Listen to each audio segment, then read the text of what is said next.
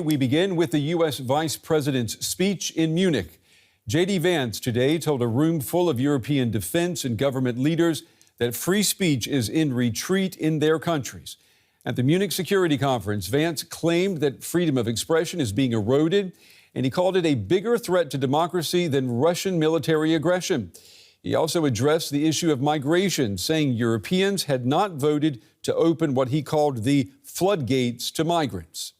Vance's speech was one of the first keynote addresses at the Security Conference, and it comes at the end of a remarkable week where U.S. President Donald Trump spoke on the phone with Russian President Vladimir Putin, both leaders promising to work together to end the war in Ukraine.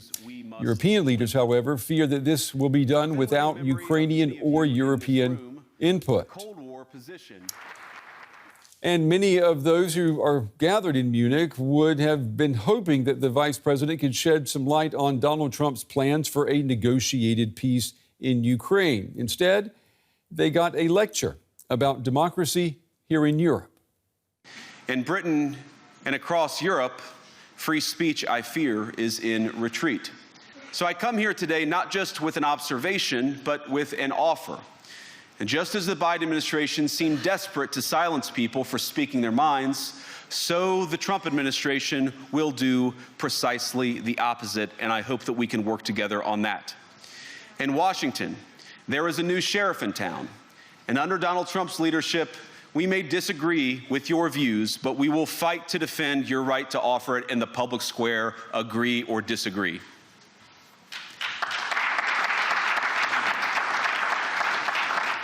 Yeah, showdown in Munich. Vance's speech was met by a strong response from Germany's defense minister. He said that the speech was unacceptable. This democracy was put in question by the vice president in front of all of Europe. He spoke about the annulment of democracy. And if I understood him correctly, he compared conditions in parts of Europe with those in authoritarian regimes. This is not acceptable.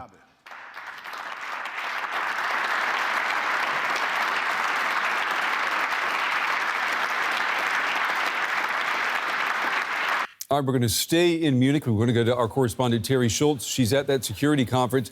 Teri, it's interesting what we're seeing here. The U.S. vice president taking shots at European democracy, and then Germany's defense minister happy to fire back. What do you make of this? Yeah, that's really interesting, and I think it probably makes Europeans all feel better that somebody stood up and said that this speech was offensive, because JD Vance was taking some of the very important parts of what Europe feels is democratic, you know, getting hate speech off the internet, protecting people from having to listen to or see those things, with some of the regulation that exists here, and he was twisting it around to say that that's restricting people's freedom. So I think that it was very bold of Pistorius to get up and say that immediately. But you know, Brent, he did the same thing at NATO after they talked about, you know, taking these things off the table for Ukraine. It was Pistorius who came up and said, you know, I don't understand why they're, you know, already giving up, conceding to Russia before any peace negotiations have even started. So this has been quite interesting performance from the German defense minister. Yeah, and beyond democracy, I mean, we're there to talk about security. And with Europeans' traditional military support from the U.S. now apparently in question, thanks to the U.S. president, what are European leaders saying about, you know, the European Union's future? Well, the European Union knows that it needs to, you know, coalesce itself. The EU's military future is separate from NATO's. They have, you know, their own tracks, and really the U.S. support is really only relevant out at NATO, where it's an ally. But you know, the European, most of the EU countries are in NATO, so this, you know, there's a lot of crossover here, and they have already known that they need to band together, that they need to become more self-sufficient, that they need to be able to produce more of their own weapons. funds so that they are not completely reliant on the United States and sending so much of their defense investment to the United States. So these are all just reminders of things they've known for a long time. But, you know, if the beginning of a full-scale war in Ukraine didn't light a fire under them to get this done, maybe this new administration will be what makes that happen. And we know that the Ukrainian President Volodymyr Zelensky, he's also at the security conference. He didn't like what he heard from the U.S. president this week. I'm wondering, has his relationship with leaders there, has it changed since President Trump's re-election? Well, I think that still remains to be seen. Again, it's only been a couple of days since we heard from Pete Hegseth there at NATO headquarters. But, you know, I think that President Zelensky is getting reaffirmed support from European leaders. Not only did you hear Pistorius make these comments, but you're also hearing the Baltic leaders come out and make statements, you know, about supporting Ukraine, about saying that, you know, their views on whether Ukraine can become a member of NATO hasn't changed, that they're going to continue sending military support to the maximum capacity that they have. A lot of things for Europeans and Ukraine haven't changed. Of course, pulling the carpet out with of U.S. support is going to be a big, you know, a big downside for their efforts going forward. Yeah, a shock indeed. Our correspondent Teri Schulz at the Munich Security Conference. Teri, as always, thank you.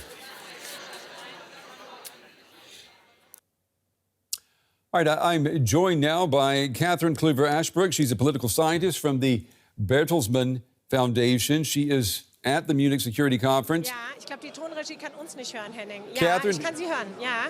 Cathryn, it's Brent in Berlin. Can you hear me? Cathryn, it's Brent in Berlin. Can you hear me? I can hear you. I can hear you excellently. Thank you, Brent. Okay, good. Well, we're glad that you could find some time. I can hear you, Brent. Okay, good. Can you hear me? Yes, I can. I can hear you. Yeah, this is live TV.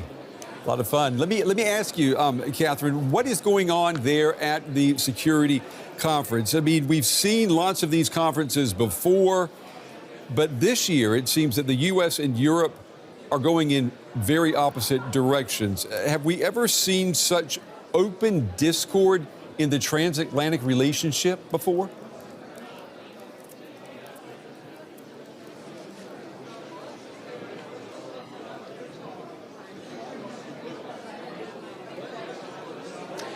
Well, not on the deep substance as we're seeing it now. So we saw a vice president who basically broke one of the fundamental norms in American foreign policy, is that politics ends at the water's edge. And that has made transatlantic dialogue in a bipartisan format possible over the many decades that people have gathered here, first as the Wehrkunde Conference and then as the Munich Security Conference, which is to say that you don't comment on the interior politics of any other country and you don't take American politics and the political discourse abroad. And that is something that's truly novel. Now, we've had political differences. If you think about Donald Rumsfeld and Joschka Fischer here at the MSC around the Iraq War, we've had issues on substance. But this is something quite different. To intervene or attempt to interfere in the inner workings of European politics, that is something completely normatively new in the American context. And when you're talking to people there, do you get the sense that people believe or expect that the rules-based global order will withstand this challenge?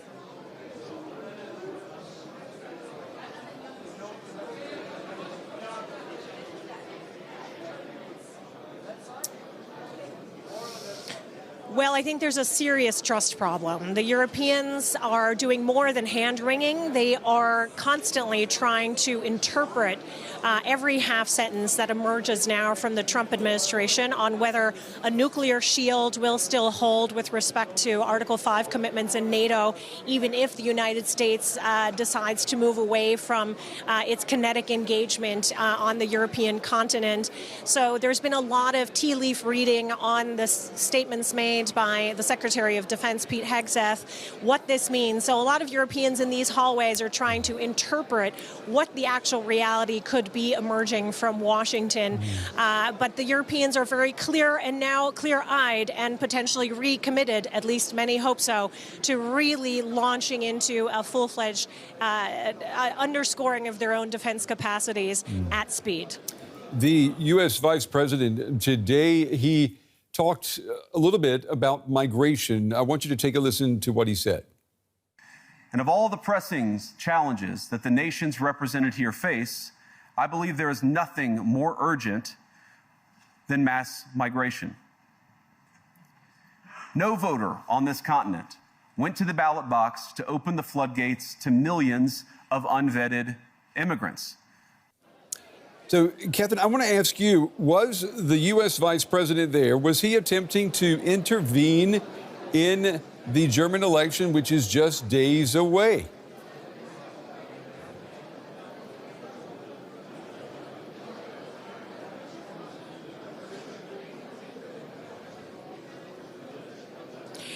Well, I think that's certainly how it felt to many people in the audience. He also cited a number of other elections that have been criticized for the integrity or lack thereof in terms of their democratic processes. He also mentioned Romania a number of times.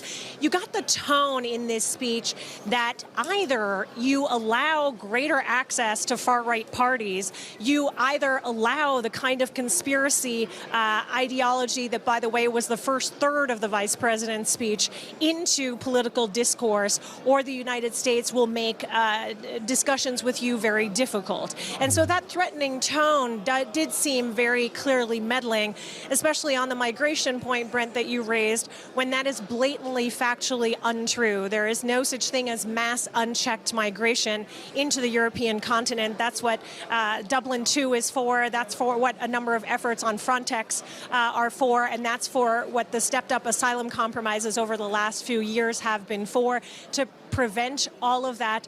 And frankly, the challenges that the European continent faces most dramatically, are the ones to its security and its economic integrity. Migration is an issue that needs to be addressed, but is certainly not necessarily just the only single issue at which voters will take to the ballot box next Sunday. Yeah, the vice president talked about security. He said that Europe needs to manage more of its own security. Do you see Europe doing that? I mean, does Europe have the money and the resources to do that, to meet the demands of the U.S.?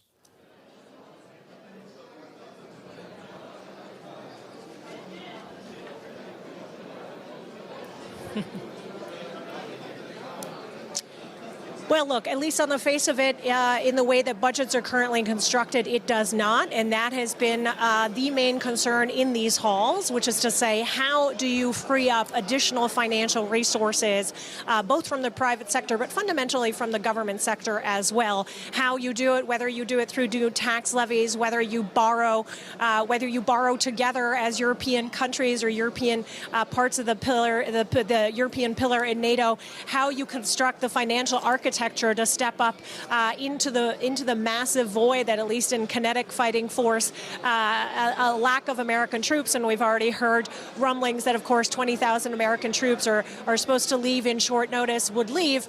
I think those are the quintessential questions that are being discussed in these halls. Will they ever be able to meet American capacities? Likely not. It seemed in that sense that there were some concessions made to the Russian viewpoint of territorial conflict in Europe in the call between the president and the Russian head of state. So that's what the Europeans are worried about. That is the primary concern, how to pay for forward-facing defense that defends the European continent, but also strengthens Ukraine. Yeah, they might not be able to find the money, but maybe you and some other people will be able to find a quieter corner later this evening to talk. Cathryn, we appreciate your time and your insights. You've got very good hearing, too. Thank you.